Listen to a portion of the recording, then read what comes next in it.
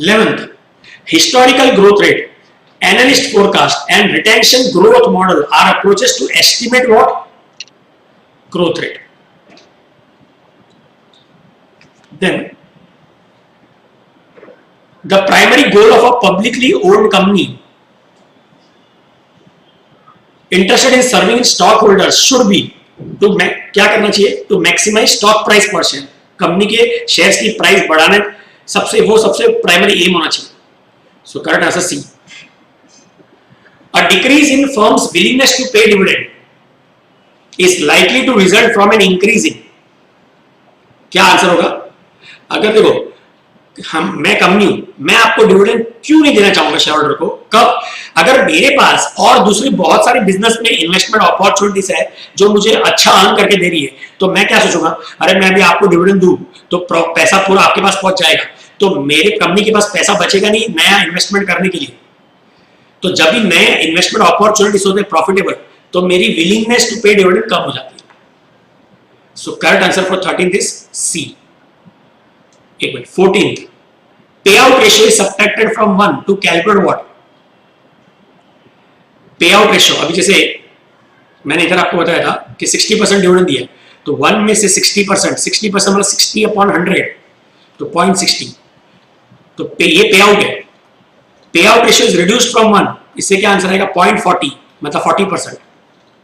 तो पे out ratio जब 1 से माइनस करते हैं तो जो आंसर आता है इसको क्या बोलते हैं? रिटेंशन. इतना रिटेन कर रहे हैं तो इसको बोलते हैं retention ratio. So that is answer will be C. और लास्ट एक बार 15th, a stock split will cause a change in total amount shown in which of the following balance sheet accounts. So stock split मतलब ये वाला, इससे किस में फर्क पड़ेगा? स्टॉक स्प्लिट से कैश में फर्क पड़ता है? नहीं. Number of sorry common stock मतलब इक्विटी के अमाउंट में फर्क पड़ता है? नहीं, वो तो सेम ही रहता है. कैपिटल में फर्क पड़ता है? नो. तो correct answer is none of the above.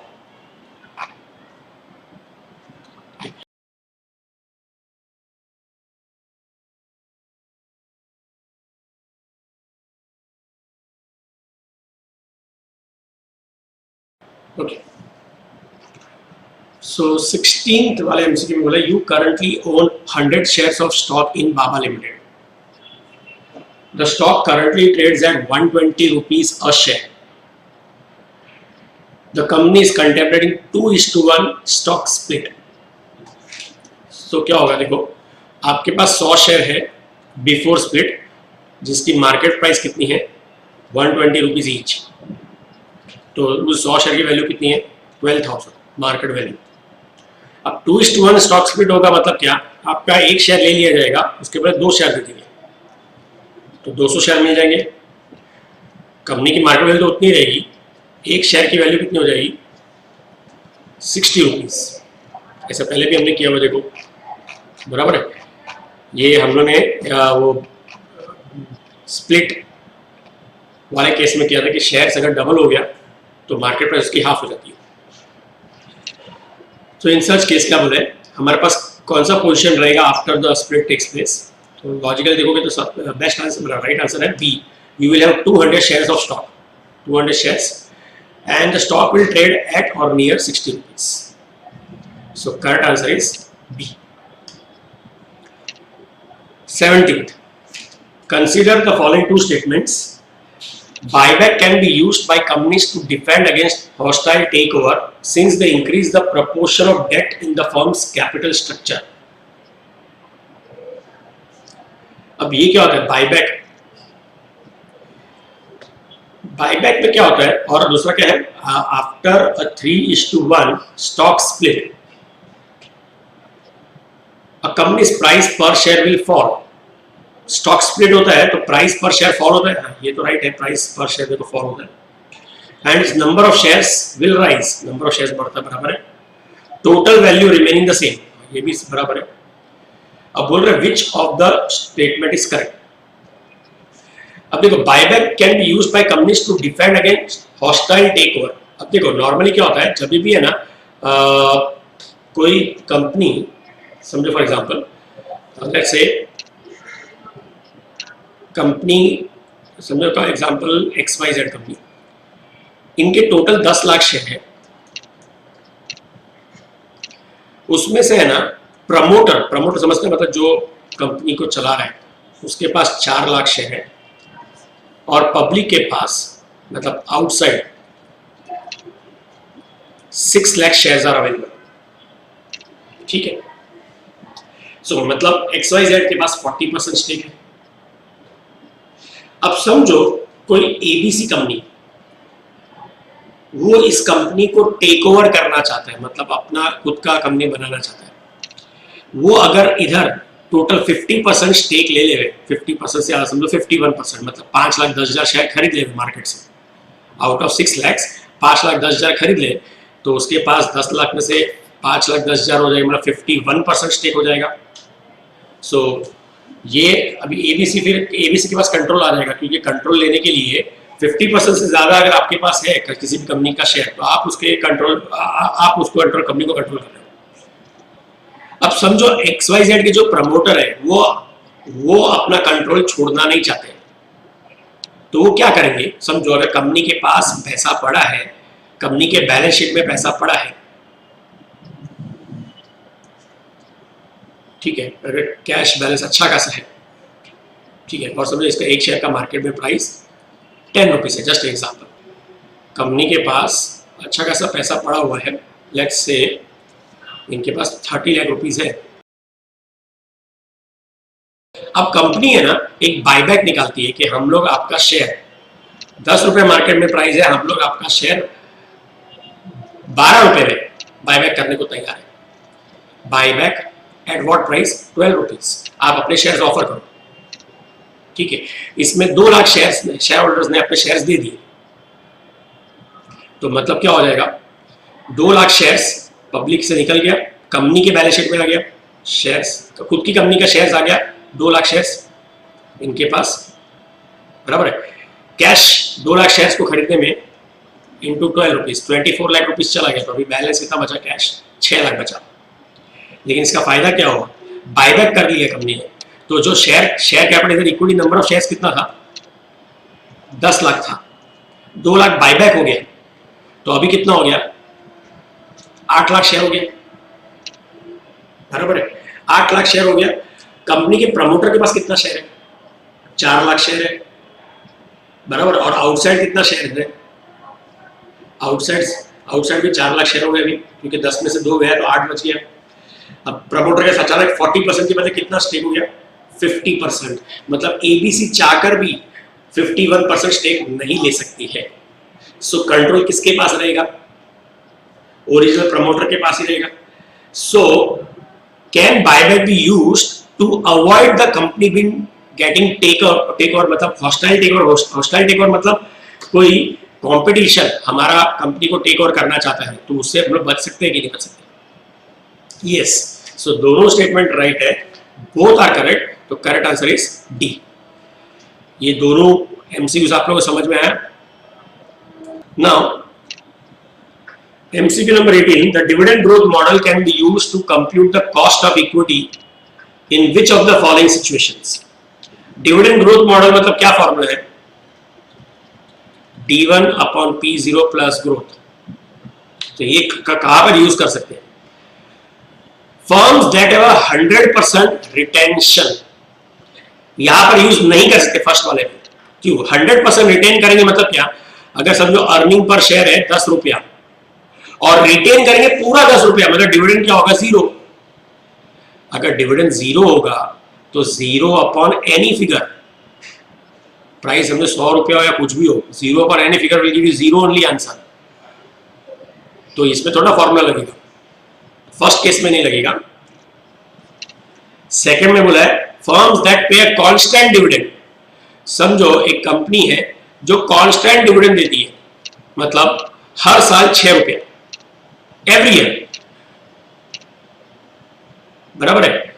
तो भी अब बताओ डिविडेंड कांस्टेंट देती है तो भी ये फॉर्मूला लग सकता है, हाँ। दूसरा बोले फर्म्स दैट पे एन इंक्रीजिंग डिविडेंड, मतलब 6 फिर 7 हुआ फिर 8 हुआ, ऐसे तो इंक्रीज हो रहा है, तो भी कैलकुलेशन हो सकता है के का, यस।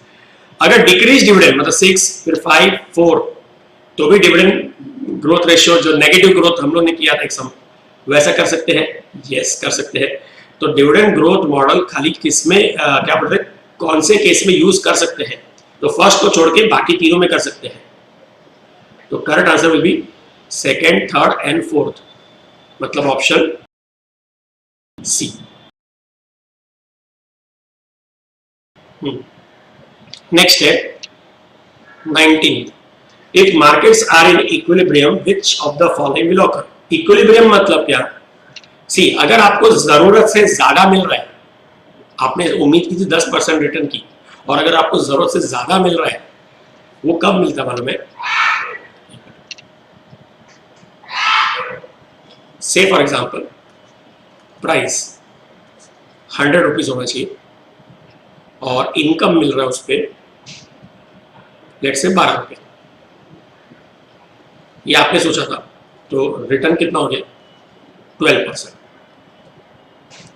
अगर ये शेयर ये एक्सपेक्टेड था, एक्चुअल अगर शेयर का प्राइस 120 है, इनकम तो 12 रुपए मिल रहा है, लेकिन ये शेयर मार्केट में ट्रेड हो रहा है 120 में, so you will have to invest 120 और 120 पे आपको 12 रुपीज कमाने मिल रहा है, मतलब कितना परसेंटेज हो गया 10%, 12 डिवाइड बाई 120 और परसेंटेज। सो दैट मीन्स अगर आपको जरूरत जितनी आपकी जरूरत थी एक्सपेक्टेशन 12%, उससे कम मिल रहा है रिटर्न, रिटर्न कम मिल रहा है, इसका मतलब प्राइस क्या है ज्यादा है, क्योंकि आप ज्यादा में खरीदोगे, जितना हाई रेट में खरीदोगे उतना रिटर्न कम मिलेगा। सो प्राइस और रिटर्न है ना ऑपोजिट्स है, अगर प्राइस हाई है आप हाई प्राइस पे खरीद रहे हो तो रेट ऑफ रिटर्न आपको कम मिलेगा, और ऐसे ही प्राइस कम में कम है, कम वैल्यू पे खरीद रहे हो तो आपको रिटर्न ज्यादा मिलेगा, बराबर है। तो यहां पर बोल रहे हैं इक्विलिब्रियम कब होता है, when the expected return each investment's expected return should equal its realized return। realized return देखो realized रेट नहीं होता है, realized मतलब क्या, जो मिल गया, सी मिलने के बाद चेंज थोड़ा होता है हमारा, हम लोग को क्या पूछ रहे हैं इक्विलिब्रियम कब होगा, सेकंड वाला देखो each investment's expected return should be equal to its required return। required return मतलब आना कितना चाहिए था, that is your requirement, और एक्सपेक्टेड रिटर्न मतलब कितना आएगा अगर आप इन्वेस्ट करोगे आज, तो ठीक है आपका एक्सपेक्टेशन है कितना, समझो 15%, यू रिक्वायर दिस मच 15%, और आज अगर आप इन्वेस्ट करते हो तो एक्सपेक्टेड रिटर्न 15% ही मिलेगा, तो that means neither the share is over valued और not under valued, that means the markets are at equilibrium. तो correct answer will be B. 20 regular dividend payment policy means what, चार option में अगर देखेंगे तो रेगुलर डिविडेंड पॉलिसी मतलब क्या, हर साल हम लोग एक पर्टिकुलर अमाउंट ऑफ डिविडेंड देते हैं, तो that is regular, so that is A, investors get dividend at usual rate. 21 which of the following example best represents a passive dividend policy। अब पैसिव मतलब क्या, पैसिव डिविडेंड पॉलिसी मतलब जो हमने किया था रेसिडुअल डिविडेंड पॉलिसी, ये सीखा था हमने, इसका एग्जाम भी किया था कि पहले प्रॉफिट में से जो अपने को बिजनेस में इन्वेस्ट करने के लिए पैसा चाहिए उतना रख लेने का, जैसे समझो हमारा प्रॉफिट है 10 लाख, हमको बिजनेस में इन्वेस्टमेंट करने के लिए 8 लाख चाहिए, सो 8 लाख रुपए बचा लेने का अपने पास, रिटेन कर लेने का, और बचा हुआ 2 लाख जिसका कोई काम नहीं है, that should be given as dividend. So correct answer क्या होगा इन चार ऑप्शन से,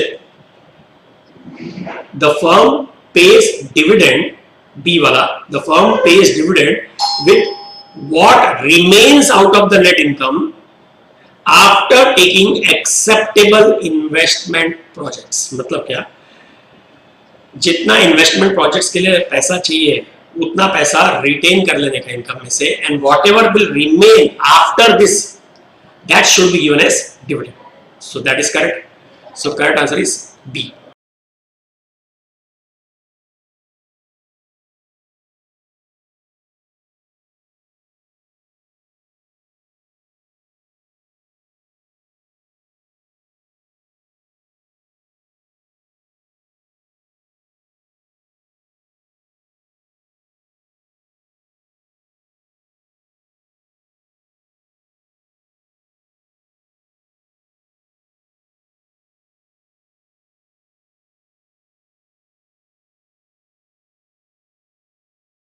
अच्छा, अभी हम लोग करेंगे एमसीक्यू नंबर 22।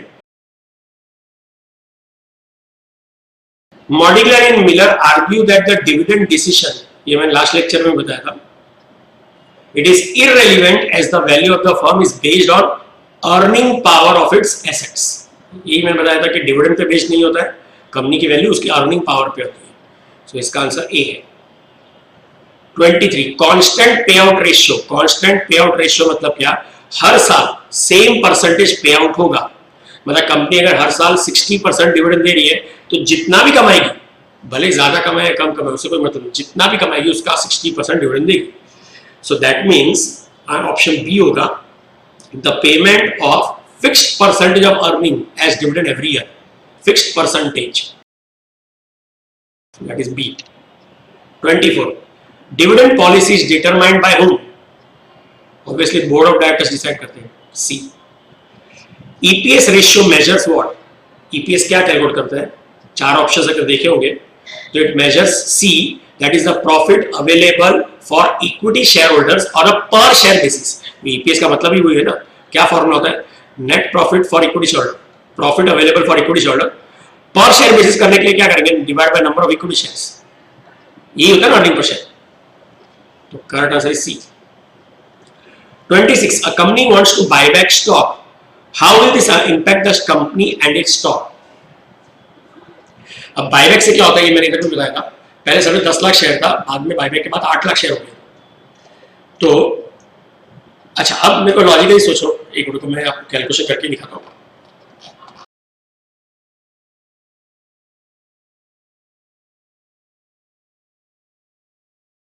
समझो कंपनी की बैलेंस शीट है, 1 लाख इक्विटी शेयर है ऑफ 10, 10 लाख हो गया। रिजर्व है 30 लैक्स, ये टोटल 40 लाख हो गया, और एसेट्स भी है 40 लाख के।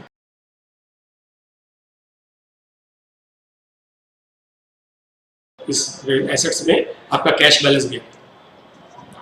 कंपनी का नेट प्रॉफिट है समझो 8 lakhs, divide by number of shares करेंगे, नंबर ऑफ शेयर्स कितना? 1 लाख शेयर है। सो 8 रुपीज हो गया ईपीएस। समझो प्राइस अर्निंग रेशियो है 10 टाइम्स, 10 टाइम्स मतलब price is 10 times of earning. So 8 rupees earning है उसका 10 टाइम्स, तो मार्केट प्राइस इज 80, ये शेयर का प्राइस है। अब समझो कंपनी है ना बाईबैक करती है, इसमें से है ना let's say company is buying back 20,000 shares buyback करती है, ठीक है। अब क्या होगा? कंपनी बायबैक करेगी मतलब समझो एक शेयर 80 रुपीज में बायबैक कर रही है, तो 20,000 शेयर बायबैक करने के लिए कितना देना पड़ेगा? 20,000 शेयर्स बायबैक करने के लिए इंटू 80 रुपीज मतलब 16 लाख रुपीज देना पड़ेगा, तो इधर से 16 लाख चला जाएगा। अब मतलब बायबैक करने के बाद number of shares after buyback कितने शेयर्स होंगे? प्रॉफिट तो वही रहेगा कंपनी का, क्योंकि बिजनेस तो चल ही रहा है, खाली नंबर ऑफ शेयर्स को बायबैक किया। लेकिन अभी नंबर ऑफ शेयर्स कितने हो जाएंगे? 80,000 शेयर हो जाएंगे, क्योंकि 20,000 शेयर बायबैक कर लिए, तो अर्निंग पर शेयर हो जाएगा 10 रुपया। प्राइस अर्निंग रेशियो 10 है, तो अभी मार्केट में प्राइस 100 रुपीज हो जाएगा। So after buyback the price of the share increases by, because जो 1 लाख शेयर थे वो अभी 80,000 हो गए, तो less number of share holders हैं जो सेम प्रॉफिट शेयर करेंगे, तो हर एक को ज्यादा मिलेगा, अर्निंग पर शेयर बढ़ जाएगी, तो मार्केट में प्राइस भी बढ़ जाएगी। सो वही ऑप्शन सी है इसमें, that is because there are few shares in the open market the price of the share goes up. So correct answer is C. 27 a dash is a payment of additional shares to shareholders in lieu of cash। अब देखो क्या होता है में dividend है ना, दो type में दिया जाता है। डिविडेंड मतलब होता है reward to the share holder, it can be either in cash और इन स्टॉक। कैश डिविडेंड मतलब बेसिकली जो नॉर्मल डिविडेंड का मतलब आपको मालूम है, कंपनी जो डिविडेंड डिक्लेयर करती है। लेकिन स्टॉक डिविडेंड मतलब क्या कि रिवॉर्ड दे रहे हैं हम लोग, लेकिन कैश नहीं दे रहे, हम लोग शेयर्स दे रहे हैं। अगर कंपनी अपना शेयर्स दे रही है रिवॉर्ड में, तो उसको बोलते हैं स्टॉक डिविडेंड। तो अगर शेयर्स रिवॉर्ड में दे रहे हैं तो that is nothing but it is also called by name bonus. क्योंकि बोनस में कंपनी क्या करती है? रिवॉर्ड करती है शेयर होल्डर्स को। कैसे रिवॉर्ड करती है? पैसा थोड़ा देती है, उसमें क्या देती है बदले में? शेयर्स देती है। सो शेयर्स, बोनस का दूसरा नाम होता है स्टॉक डिविडेंड। सो यहाँ पे 27 में बोला है a dash is a payment of additional amount, additional shares, additional shares है इन लीव ऑफ कैश। लीव मतलब इंस्टेड ऑफ कैश, कैश के बदले मैं शेयर्स दे रहा हूं, तो उसको क्या बोलेंगे? Stock dividend. Is that clear? तो B. 28 a dash occurs when there is an increase in number of shares outstanding by reducing the par value of stock। तो ये तो वही है, हम लोग क्या करते हैं स्टॉक स्प्लिट में, क्या करते हैं, फिर अगर आपके पास 10 रुपए का शेयर है, वो कंपनी ले लेगी और उसके बदले 5 रुपए के 2 शेयर देगी, ठीक है। सो फेस वैल्यू रिड्यूस हो गया, फेस वैल्यू रिड्यूस होता है, yes, by reducing the par value मतलब फेस वैल्यू, और नंबर ऑफ शेयर्स बढ़ता है, yes. So correct answer is stock split, that is A. 29 P ratio reflects what? So P ratio मतलब क्या होता है कि कितना टाइम अर्निंग का हम लोग देने को तैयार है। So it reflects what? Confidence, but किसमें? मैनेजमेंट में नहीं, कैपिटल बजट नहीं, कंपनी के स्टेक होल्डर्स में नहीं, कंपनी के इक्विटी में कॉन्फिडेंस है, क्योंकि पी रेशियो सिर्फ इक्विटी शेयर्स के लिए होता है। We have the market has a confidence in the company's equity shares, so equity D वाला ऑप्शन होगा। और 30 है dash is the expected cash dividend, cash में बोला that is normally paid to shareholders। अब normally paid to shareholders बोला है, तो normally paid to shareholders मतलब क्या होगा? जो normally देते हैं, तो वो कौन सा होगा? D रेगुलर डिविडेंड, क्योंकि वर्ड क्या है? नॉर्मली।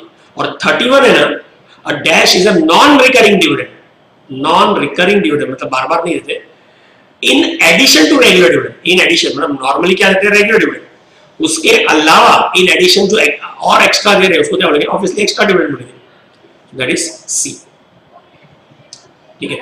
सो पहले तो आपको भेजा तक सब समझ में आया, इसमें कोई डाउट है?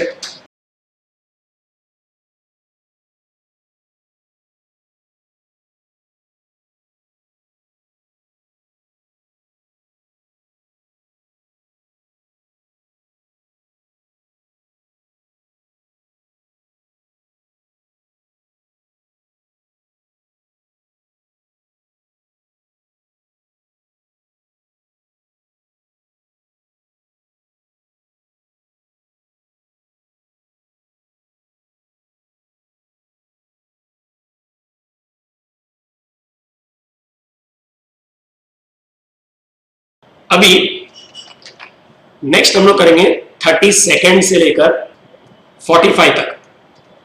आप लोगों ने अगर ट्राई किया तो ठीक है, तो भी नहीं तो मैं आई एम गिविंग 5 मिनट्स, पहले आप ट्राई कर लो और फिर मैं इसको एक्सप्लेन करता हूँ 45 तक।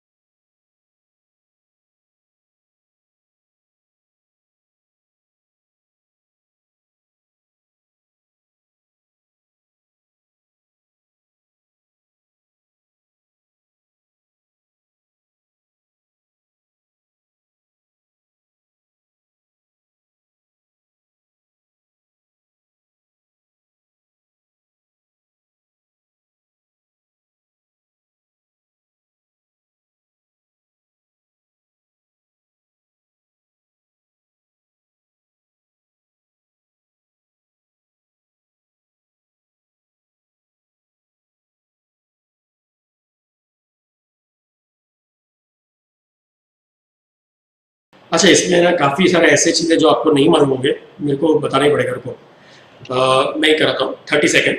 इन the real world we find that dividend,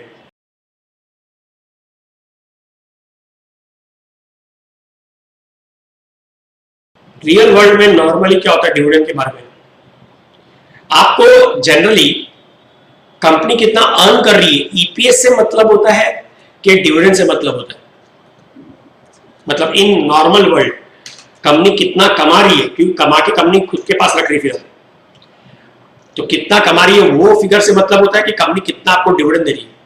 generally public को तो मतलब किससे होगा कि हाथ में आपके पास पैसा कितना है, कंपनी कितना भी कमा रही है, डिविडेंड नहीं दे रही है तो अपने को लगता है यार कंपनी अपने पास ही रख रही है, so generally people prefer dividend. So इसका करेक्ट आंसर होगा ए, कि dividend exhibit greater stability than earnings.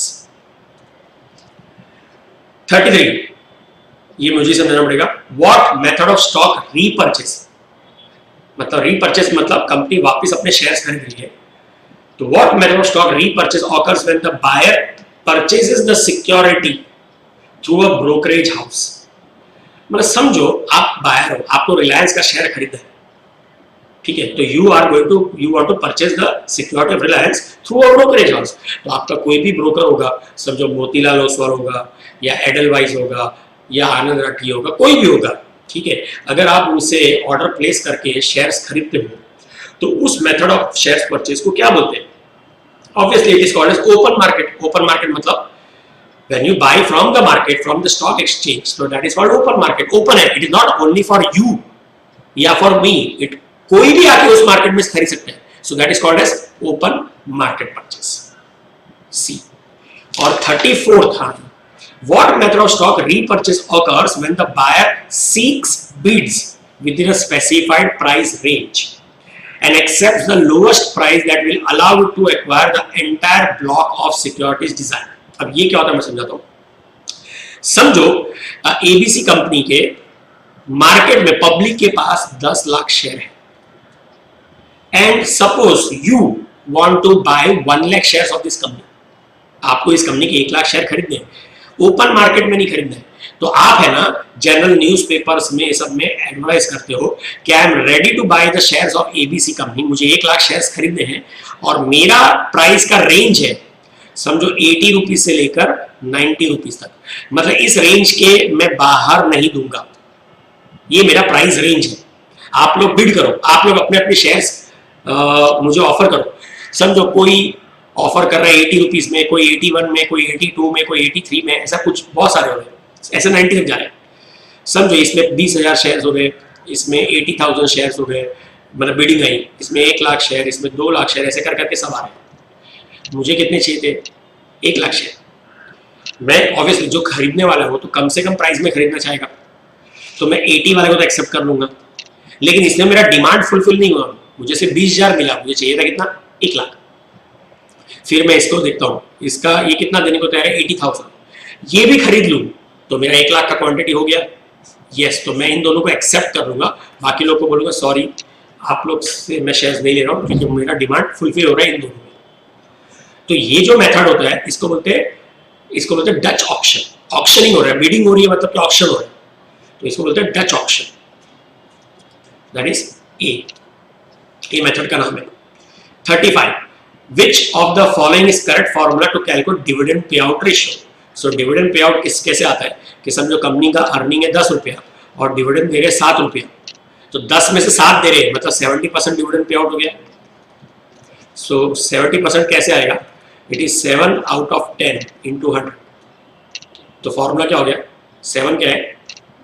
Dividend per share upon 10 क्या है? Earning per share. सो डिविडेंड पे आउट का फॉर्मूला हो गया ए। 36, डिविडेंड री इन्वेस्टमेंट प्लान, मतलब ये क्या होता है? नॉर्मली म्यूचुअल फंड, समझो आप अपना पैसा म्यूचुअल फंड में इन्वेस्ट कर रहे हो, म्यूचुअल फंड जो भी कमाएगी वो आपको वापस डिस्ट्रीब्यूट करेगी। तो समझो म्यूचुअल फंड ने ना इस साल अपने यूनिट होल्डर्स को 10 रुपया डिविडेंड दिया, ठीक है। अब म्यूचुअल फंड ने आप सब इन्वेस्टर्स को कितना दिया? 10-10 रुपया पर यूनिट दे दिया। अब पब्लिक के पास पैसा आया, पब्लिक इसको कितने बाहर भी इन्वेस्ट कर सकती है या वापस म्यूचुअल फंड में दे सकती है। सो डिविडेंड री इन्वेस्टमेंट प्लान का मतलब क्या होता है? म्यूचुअल फंड ही है ना इन्वेस्टर्स को बोल देती है कि आपके पास एक ऑप्शन है, अगर आपको डिविडेंड नहीं चाहिए, समझो देखो म्यूचुअल फंड आपको डिविडेंड देगी, फिर आप वापस म्यूचुअल फंड में इन्वेस्ट करोगे तो डबल मगजमारी, पहले मैं आपको दूं और फिर आप वापस मेरे पास ही इन्वेस्ट कर लो, तो अननेसेसरी पेपर वर्क या फॉर्मेलिटीज बढ़ती है। तो अगर आपको समझो पैसे की जरूरत नहीं है, आप वापस मेरे म्यूचुअल फंड में इन्वेस्ट करना चाहते हो, तो आपको एक री इन्वेस्टमेंट ऑप्शन दिया जाता है जहां पर आप वो पार्ट को टिक कर दोगे ना कि I want to reinvest. तो म्यूचुअल फंड क्या करेगी? समझो आपके पास है 1000 यूनिट, म्यूचुअल फंड ने डिविडेंड कितना दे रही है? 10 रुपया पर यूनिट, तो आपका कितना हो गया? 10,000 रुपया हो गया। वो आपको देगी नहीं, उतने का और एक्स्ट्रा वो री इन्वेस्ट कर देगी म्यूचुअल फंड में और उतने का और एक्स्ट्रा यूनिट्स दे देगी आपको। सो दैट इज कॉल्ड डिविडेंड री इन्वेस्टमेंट प्लान। सो ये क्या होता है, ये कंपलसरी नहीं होता है, ये ऑप्शनल होता है। जिसको जो ये एक्सेप्ट करेगा उसी का री इन्वेस्टमेंट होगा, और जो बोलेगा नहीं मुझे तो डिविडेंड से मतलब है तो उसको डिविडेंड का चेक मिलेगा। सो पहले तो ये मैंडेटरी प्लान नहीं है, ये ऑप्शनल प्लान है। तो सी और डी तो चला गया क्योंकि उनमें मैंडेटरी प्लान है। अब ये कौन देता है, ये तो म्यूचुअल फंड देता है। सो ए रॉन्ग क्यों है, क्योंकि it is a an optional plan provided by brokerage firm, नहीं, it is provided by mutual fund allowing the unit holders to automatically reinvest the dividend payments in additional units of mutual fund. So correct answer is B. 37. Dividend payout ratio expresses the relationship between what is available as earning per share and what is actually paid in the form of dividend. तो क्या dividend payout ratio इन दो का relationship बता रहा है कि what is available as earning per share and what is actually paid? Yes, इन दोनों का रिलेशनशिप है। B, it is a good measure of dividend policy of the company. So dividend payout ratio is a measure of dividend policy of the company. Yes, अगर dividend payout ratio अच्छा है तो इससे अपने को मालूम पड़ता है हाँ कंपनी is good enough, वो हमको बहुत अच्छा परसेंटेज डिविडेंड पे कर रही है। सो दोनों राइट है, तो correct answer will be both A and B, that is C. 38. Which of the following is correct formula to calculate dividend yield ratio? Dividend yield का फॉर्मूला क्या होता है? It is dividend per share, ये ratio में किया हुआ है, on the market price into 100. So correct answer is again A. 39. The target pay out ratio is what?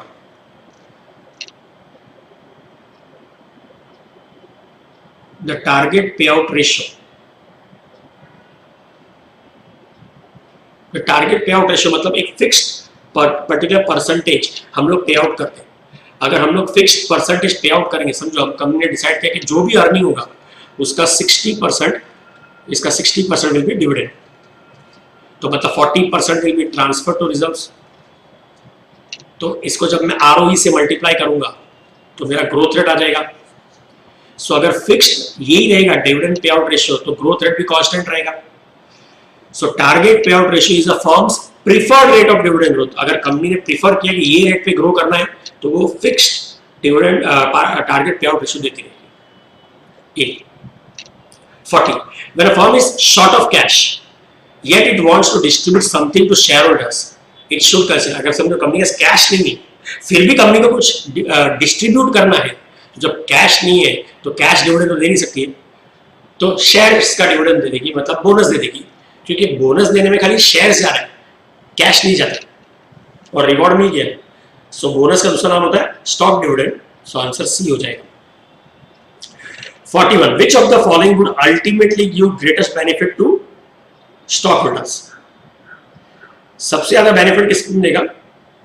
नए स्टॉक में नहीं, बॉन्ड में नहीं, स्टॉक स्प्लिट में नहीं, इट इज गिवन ऑन, मतलब इसमें किसमें होता है? बायबैक में। क्योंकि बायबैक में क्या होता है, आपका शेयर आपके पास ही पड़ा है, कंपनी का नंबर ऑफ शेयर टोटल कम हो जाता है, ऑटोमेटिकली आपका शेयर प्राइस उस शेयर का बढ़ जाएगा।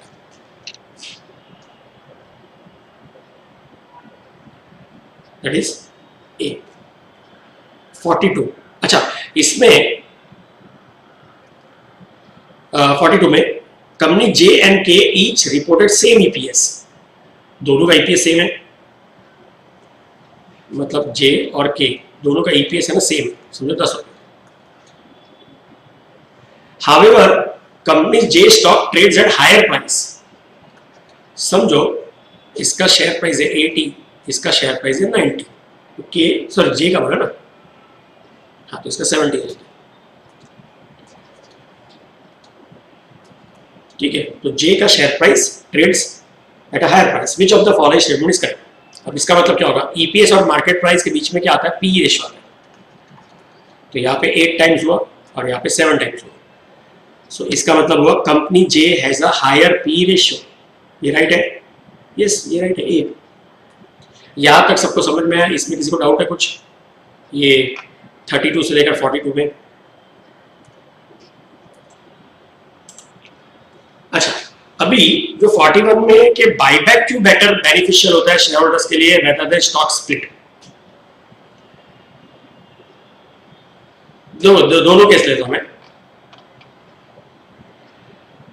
ये है स्टॉक स्प्लिट। कंपनी आपसे 100 शेयर ले लेगी और 200 शेयर दे देगी।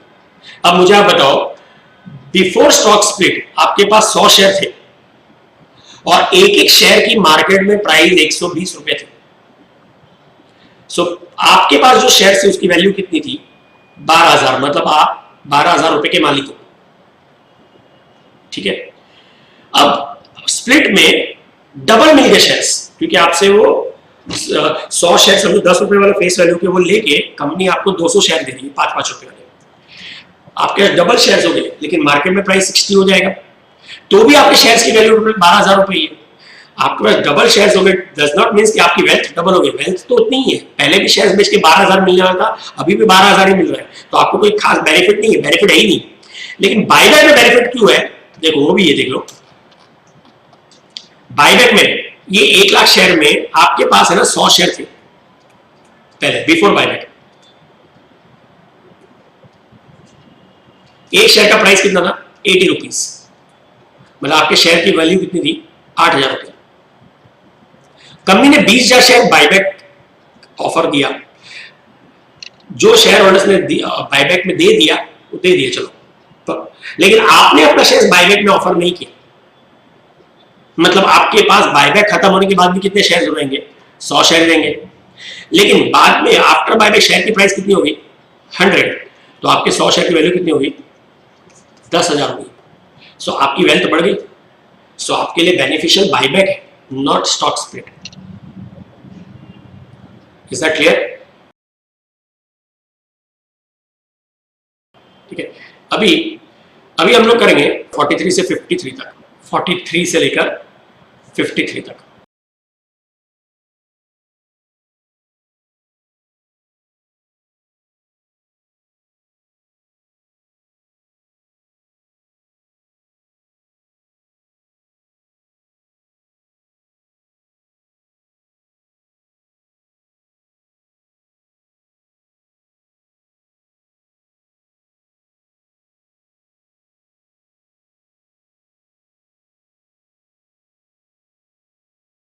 ठीक है, तो अभी हम लोग 43 से 53 करते हैं।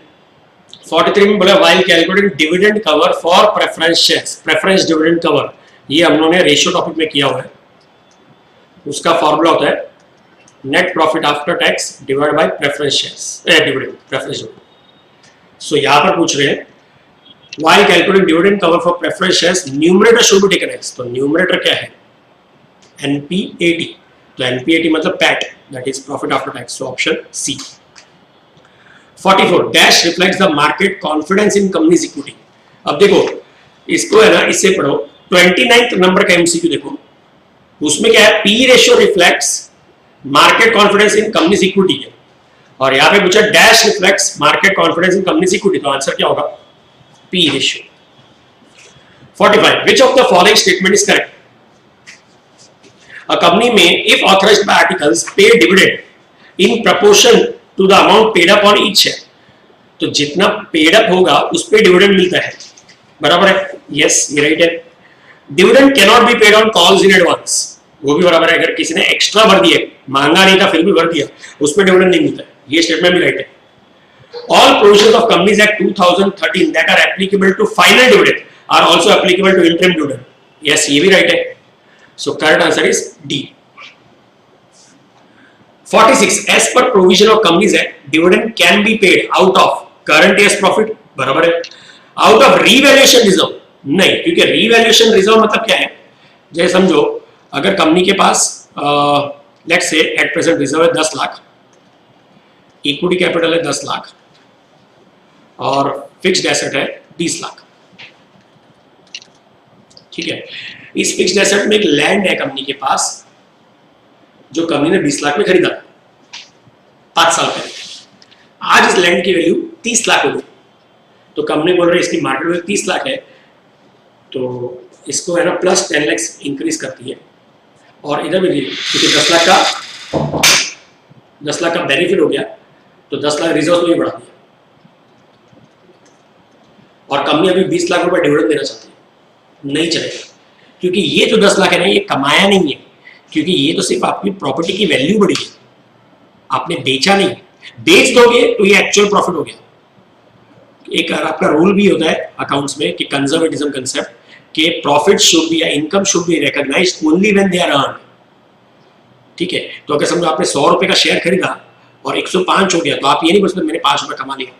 बेच दोगे तो 5 रुपए कमा, जब तक बेचोगे तब तक नहीं कमाया। तो ये 10 लाख रुपए आपने है ना, ये कमाया नहीं है 10 लाख रुपया, तो इसमें से डिविडेंड नहीं दे सकते हो, रीवैल्यूएशन में से नहीं दे सकते हो। Can dividend be given out of profits of previous financial years? Yes, अगर कंपनी ने कमा के रखा हुआ है और पहले का पड़ा हुआ है और वो यूज नहीं आ रहा तो दे सकते हो उसमें से। Can dividend be given out of money provided by central और state government?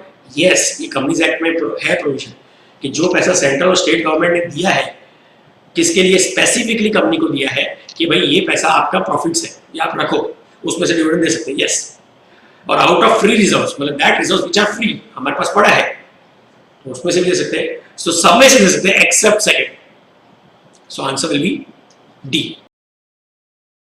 Then 47, as per section 128 of companies act, a company may before the declaration of dividend in any financial year transfer dash to the reserves of the company. तो कितना transfer करना चाहिए? C, that is such percentage of profits for that financial year as it may consider appropriate.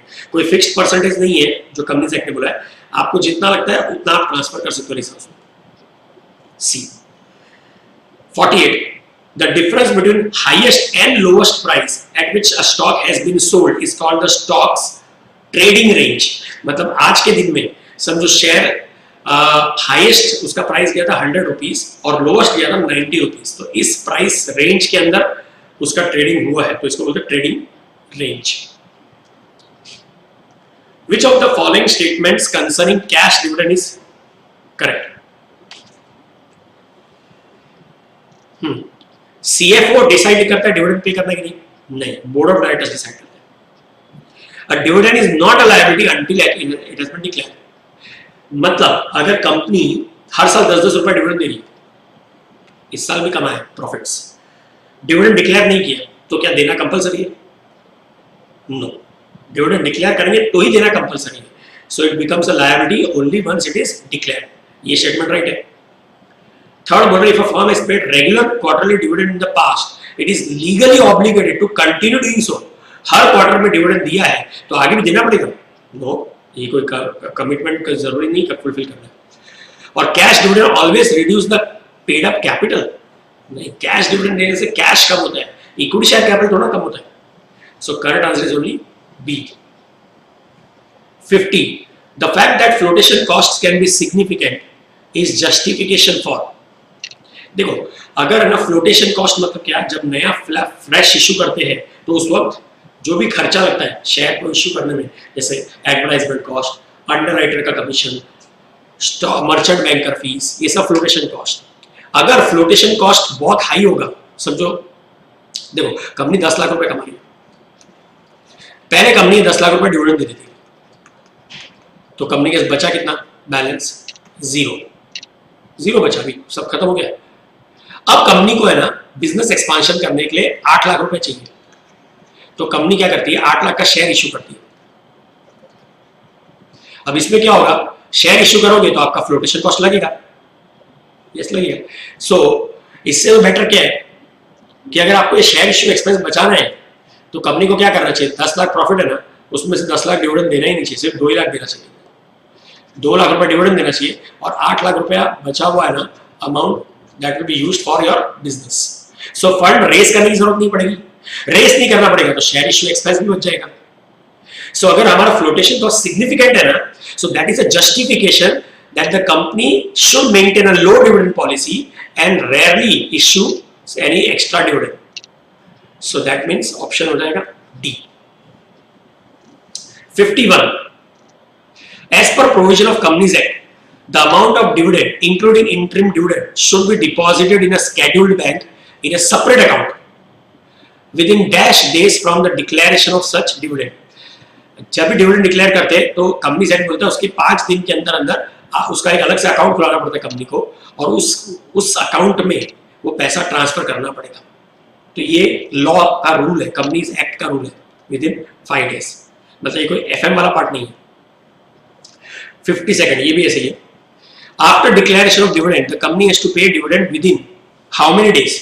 मतलब देखो company को share holder को dividend, ये क्या है 51 वाला कि कंपनी अपने उनके नॉर्मल बैंक अकाउंट जिससे बिजनेस करते हैं उस बैंक अकाउंट से स्पेशल डिविडेंड अकाउंट जो होता है इसमें 5 दिन में ट्रांसफर करना पड़ता है। ठीक है, तो अगर समझो कंपनी ने डिक्लेयर किया से 5 जनवरी को, तो 10 जनवरी तक यहाँ पे ट्रांसफर करना पड़ेगा और सारे शेयर होल्डर्स को इसमें से डिविडेंड दे देना पड़ेगा within 30 days of declaration of dividend. मतलब 5 फेब के पहले सब शेयर होल्डर्स को डिविडेंड दे देना पड़ेगा। So within 30 days of declaration देना पड़ता है।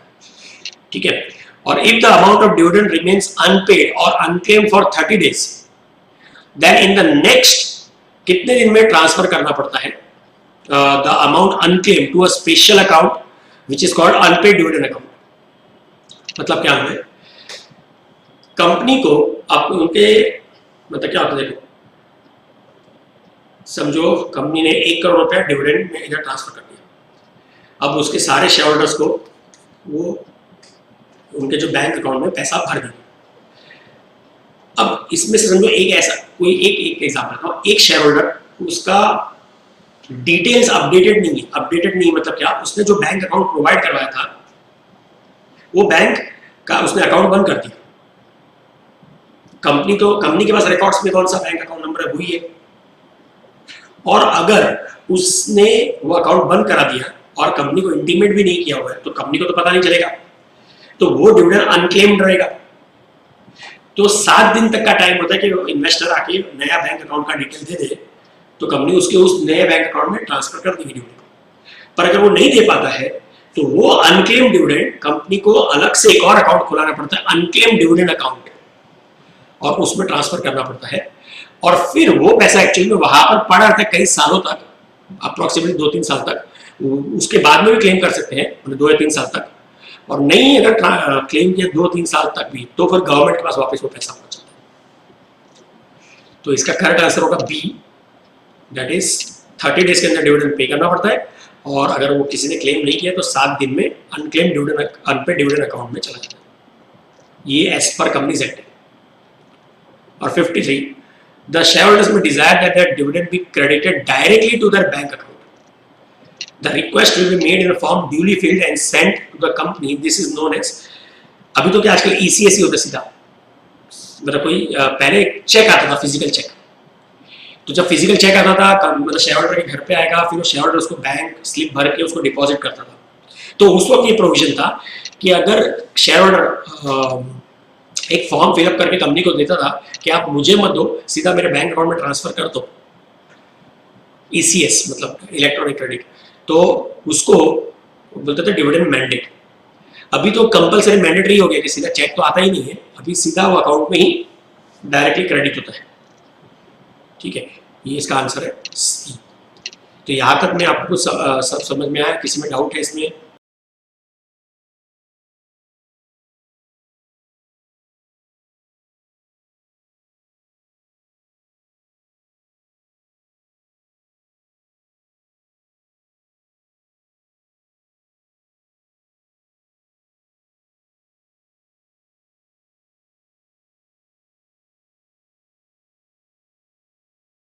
ओके, तो अभी हम लोग नेक्स्ट करेंगे 54 से लेकर 63 तक।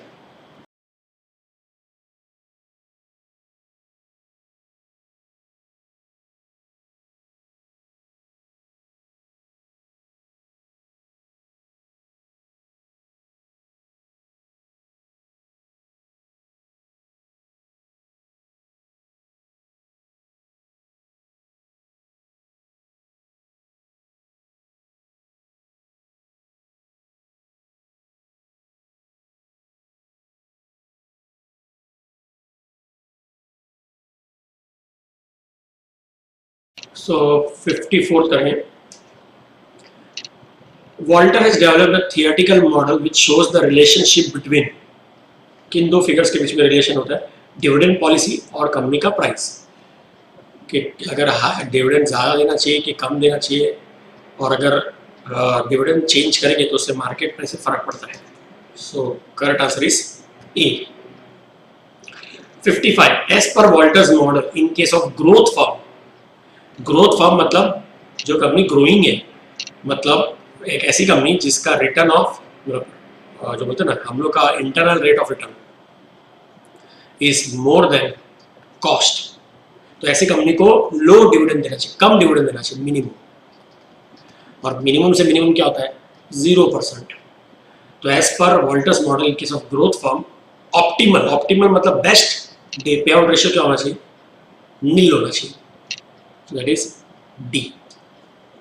56 dash suggests that the market price of the share is the present value of future dividend। देखो जो वॉल्टर मॉडल है उसके अंदर प्रेजेंट डिविडेंड प्लस ये R E minus D upon के द होल डिवाइड बाय के, ये फ्यूचर डिविडेंड होता है, और ये present plus future dividend Walter model. खाली फ्यूचरिस्टिक डिविडेंड, क्योंकि इसमें क्या होता है D1 अपॉन P0 प्लस जी, ये गॉर्डन का मॉडल है, तो ये प्रेजेंट डिविडेंड नहीं, ये भी एक साल आगे का डिविडेंड है, और उसके बाद कंपनी जिस रेट पे ग्रो होगी उसका तो उस रेट पे और डिविडेंड भी ग्रो होगा, तो पूरा फ्यूचरिस्टिक डिविडेंड वाला जो कंसेप्ट है ना वो गॉर्डन में है, तो इसका आंसर सी होगा। उधर गॉर्डन की स्पेलिंग रॉन्ग है, गॉर्डन नहीं है, गॉर्डन है, गॉर्डन GOR, ठीक है। 57 में as per Gordon's model pay out ratio is irrelevant in case of, अब देखो गॉर्डन में भी किया था कि when R is greater than K, R is less than K, R equal to K, तो यहाँ पर क्या होता है company should give, R is greater than company should give dividend के पॉइंट ऑफ व्यू से नहीं, वहाँ पे रिटेंशन होता है, तो ये बोलते हैं रिटेन मैक्सिमम, तो मार्केट प्राइस हाई होगा। ये कैसे बोलते हैं कंपनी शुड रिटेन मिनिमम, तो मार्केट प्राइस हाई होगा, बराबर है। और ये इस केस में कितना भी दो से कोई फर्क नहीं पड़ेगा, मार्केट प्राइस कांस्टेंट रहेगा।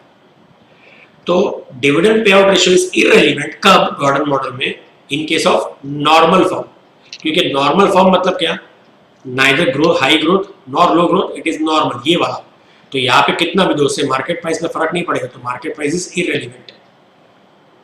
Is that clear? सो कितना पे आउट देना है वो रेलिवेंट ही नहीं है, आप कितना भी देना चाहो, ज्यादा दो या कम दो, इसमें फर्क नहीं पड़ेगा, तो it is irrelevant dividend pay out ratio in case of what, normal form. 58 how market price will be calculated using dividend growth model, तो डिविडेंड ग्रोथ मॉडल का फॉर्मूला ये है K equal to D1 upon P0 plus G। क्या मैं इस G को इधर लेके आ सकता हूँ? Yes, so KE minus G is equal to D1 upon P0, can I transfer P0 here and KE minus G here, तो P0 equal to D1 upon KE minus G, तो देखो कौन सा ऑप्शन है, A, P0 equal to D1 upon KE minus G, option A is the right answer. 59 consider following two statements,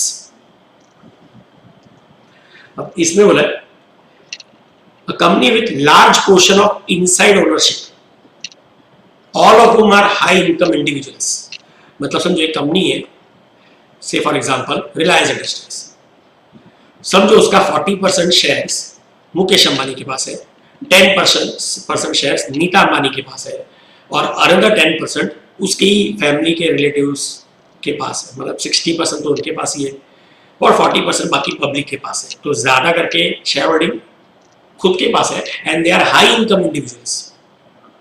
अब अगर company ऐसी company dividend देगी ज्यादा, उनको नो डाउट डिविडेंड मिलेगा, पर उस डिविडेंड पे टैक्स भरना पड़ेगा अननेसेसरी हाई, ठीक है। तो ऐसी कंपनी, और सेकंड दूसरा है a growth company with abundance good investment opportunity, मतलब ऐसी कंपनी ग्रोइंग कंपनी जिसके पास इन्वेस्ट करने के लिए बहुत अपॉर्चुनिटीज है, तो would in such case would you expect such companies to pay high or low dividend? First case में मुकेश अंबानी लोग रिलायंस है ना, जल्दी से ज्यादा डिविडेंड नहीं देना चाहिए, क्यों? क्योंकि ज्यादा डिविडेंड देगी तो ऑब्वियसली मुकेश अंबानी लोग को भी, मुकेश अंबानी नीता अंबानी या उसके फ्रेंड रिलेटिव्स को बहुत पैसा मिल जाएगा, उस पर फिर अननेसेसरी टैक्स भरना पड़ेगा, तो इससे तो अच्छा हम लोग क्या सोचेंगे, भाई कम से कम डिविडेंड दो या मत दो, ऐसा कंपनी के पास ही रखो, टैक्स भरना नहीं पड़ेगा, और कंपनी तो मेरी ही है, बराबर है। तो अल्टीमेटली जो भी चीज चाहिए वो कंपनी के तो खरीद सकते हैं, so such company, first company will not like to give more dividend.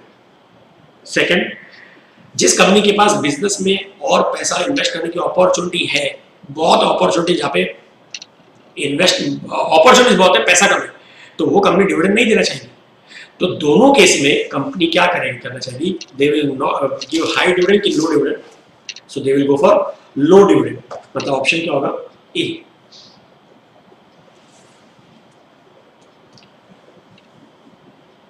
अच्छा, 60 करने के पहले ना मैं आप लोग को एक चीज बताता हूं, वॉल्टर मॉडल या गॉर्डन मॉडल, दोनों में ना एक्चुअली बोला तो सेम था कि when R is greater than K तो क्या होना चाहिए, R less than K, R equal to K. R greater than K होगा तो company should give maximum dividend, therefore retain क्या करेंगे, ये ऐसा लिखा है नहीं, आर इज ग्रेटर देन के मतलब क्या, आर इज ग्रेटर देन के मतलब कंपनी जरूरत से बेटर कमा रही है, बाहर से ज्यादा अच्छा कमा के दे रही है, तो ऐसी कंपनी को बिजनेस में री इन्वेस्ट करना चाहिए, तो company should give minimum dividend, तो रिटेन कितना करना चाहिए, मैक्सिमम। और आर इज लेस देन के में ऑपोजिट, मैक्सिमम डिविडेंड देना चाहिए, तो रिटेन करना चाहिए मिनिमम। और इसमें कुछ भी करो, एनी डिविडेंड या एनी रिटेंशन,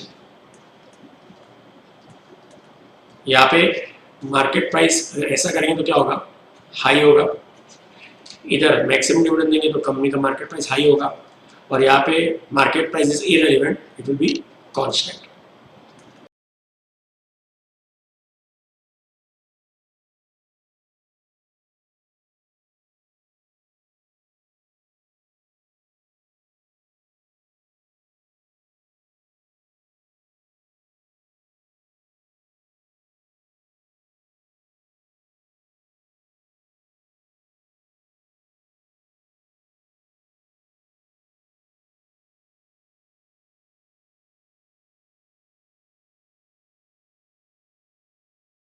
बराबर है, तो ये टेबल आप लोग लिख भी लो, ये काफी सारे म्यूजिक इसमें यूजफुल होगा।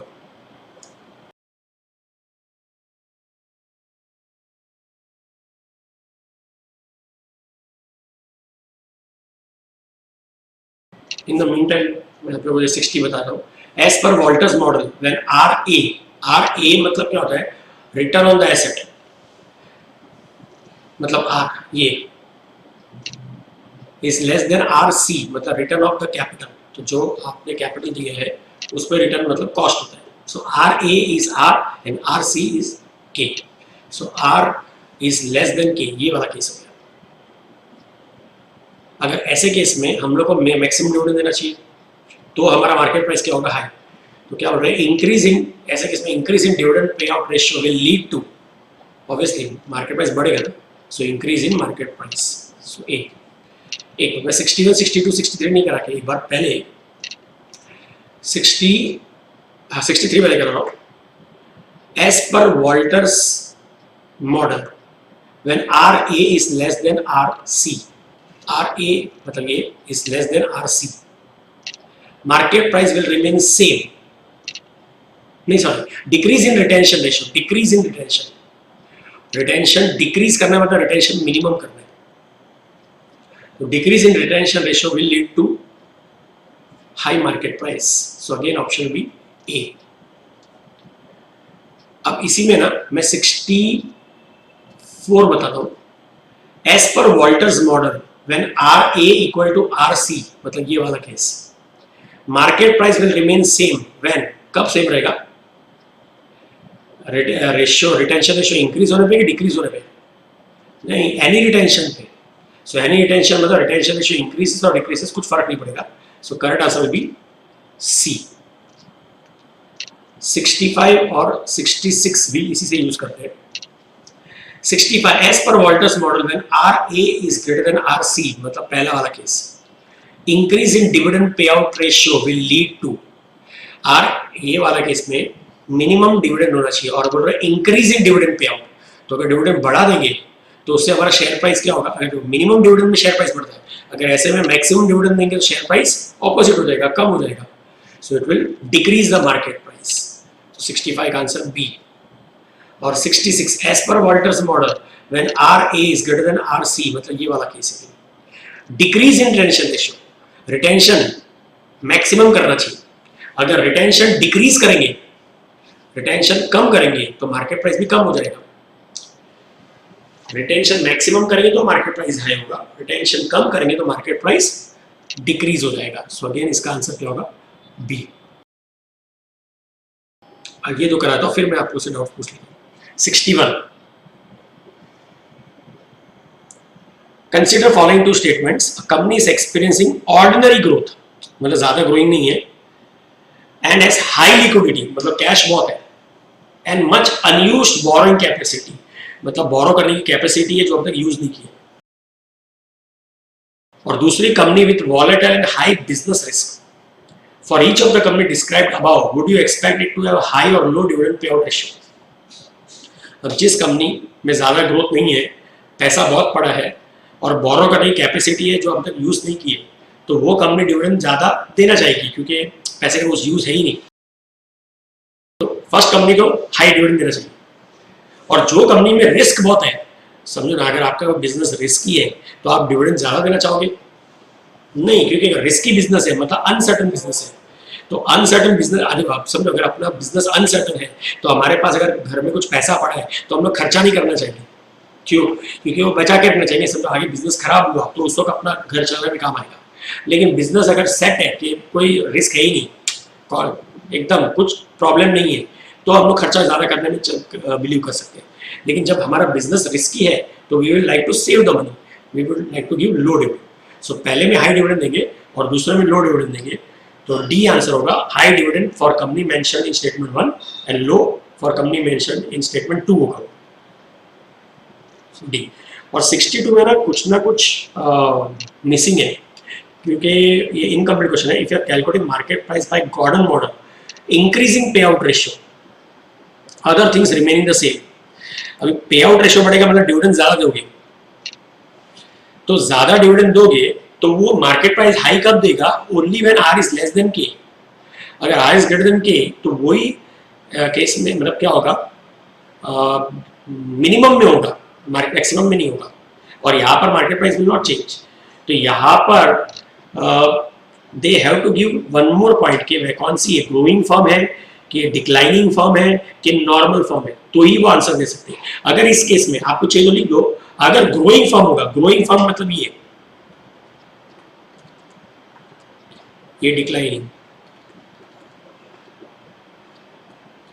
और यहाँ पे normal.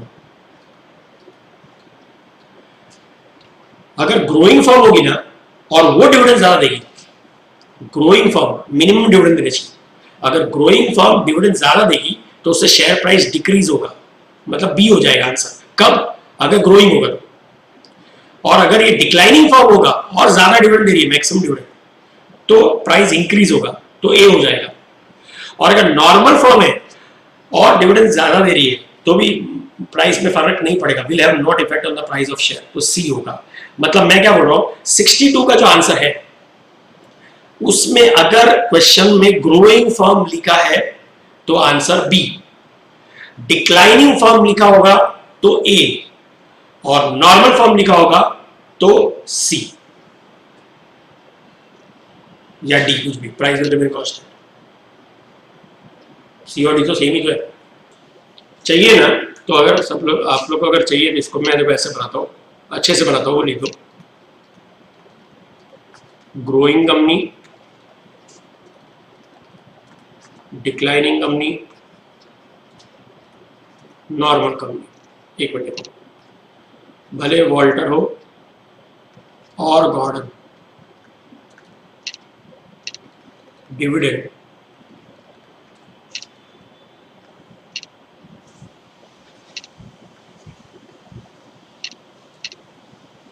Such company should give minimum dividend या मैक्सिमम रिटेन करना चाहिए, तो मार्केट प्राइस क्या होगा? बढ़ जाएगा। और अगर ये ऑपोजिट करेगी, मैक्सिमम डिविडेंड देगी, मिनिमम रिटेन करेगी, तो मार्केट प्राइस कम हो जाएगा। ये ग्रोइंग कंपनी के लिए हो गया। इसका ऑपोजिट डिक्लाइनिंग में होगा, declining company should give maximum dividend या मिनिमम रिटेन करना चाहिए तो मार्केट प्राइस बढ़ता है। अगर ये ऑपोजिट करती है, मिनिमम डिविडेंड या मैक्सिमम रिटेन, तो प्राइस कम हो जाएगा। और normal company, any dividend, any retention, market price constant रहेगा। तो कोई भी क्वेश्चन है इसका, इसमें से कर सकते हैं आप। ये इसको खाली मिनिमम और हाई वाला केस के अंदर मैक्सिमम और लो वाला भी कर दिया, और कुछ नहीं। स्क्रीनशॉट ले सकते हो, ठीक है। अभी आप लोग है ना 65 तक, 66 तक हो, तो 72 तक ही थियरिटिकल एमसीक्यूज है। तो ये करेंगे हम लोग 67, 68, 69, 70, 71, 72, ये ट्राई करो पहले, या मैं ही करा देता हूँ। 67, which of the following is correct formula to calculate market price as per एमएनएम मॉडल। सो ये मैंने लास्ट लेक्चर में कराया भी था। मार्केट प्राइस निकालने का ये फॉर्मूला होता है, P1 is P0 1 plus K minus D1। अब यहाँ पर क्या बोल रहे हैं, P0 पूछा है, P0। तो अगर P0 चाहिए तो मुझे क्या करना पड़ेगा, ये माइनस D1 को इधर लाना पड़ेगा। So P1 plus D1 is equal to P0 1 plus K हो जाएगा। अब ये 1 प्लस K को इधर लाऊंगा तो यहाँ से निकल जाएगा और यहाँ पर आएगा 1 plus K। So P0 is P1 plus D1 divide by 1 plus K। P1 plus D1 divide by 1 plus K। तो एक क्यों रॉन्ग है, क्योंकि P1 प्लस D1 न्यूमरेटर होना चाहिए, तो डिनोमिनेटर है।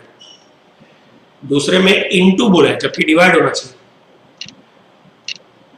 तीसरा राइट है, D1 plus P1 divide by 1 plus K। और चौथा क्यों रॉन्ग है, क्योंकि वहां पे 1 माइनस K ही बोला है, जबकि 1 प्लस K होना चाहिए। सो correct answer is C।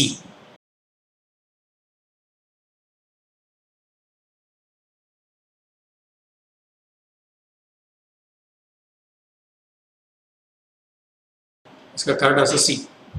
68, as per M&M model, the total value of firm remains the same, whether declares dividend or not. You are required to state if dividend is declared, the market price per share as per M&M model. So क्या बोल रहा है, as per M&M model, the total value of the firm remains the same. Value of the firm remains the same. Company की market value same रहेगी, भले dividend दो या मत दो, वो तो राइट है।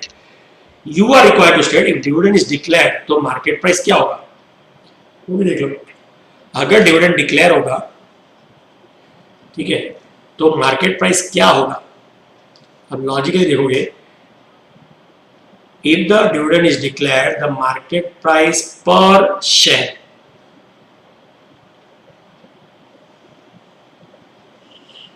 बताओ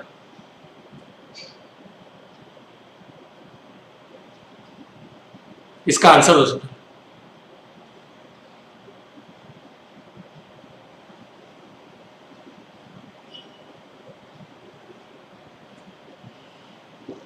देखो अब फॉर्मूला अभी हमने किया, फॉर्मूला क्या होगा, 67 का आंसर क्या, देखो 67 का P0 क्या होगा, P1 plus D1 1 plus K। समझो डिविडेंड डिक्लेयर नहीं हुआ, मतलब अगर कंपनी डिविडेंड डिक्लेयर नहीं करती, ये पार्ट 0, ये समझो लेट्स से 70 रुपीज और 1 प्लस 10% मतलब 0.10, तो आंसर क्या होगा 70 अपॉन 1.10, तो आंसर 63.63 हो जाएगा। ये डिविडेंड नॉट डिक्लेयर। अब डिविडेंड डिक्लेयर कर रहे हैं तो 70 प्राइस है समझो, प्लस डिविडेंड भी कुछ तो होगा, समझो 5 रुपये डिविडेंड, तो 75 डिवाइड बाई 1.10 हो जाएगा, तो आंसर 68.18 हो जाएगा। सो इन लोग बोल रहे हैं as you are required to state if dividend is declared, if dividend is declared, the market price per share as per M&M model will, market price क्या होगा as compared to not declared के सामने, तो market price will increase, A होगा।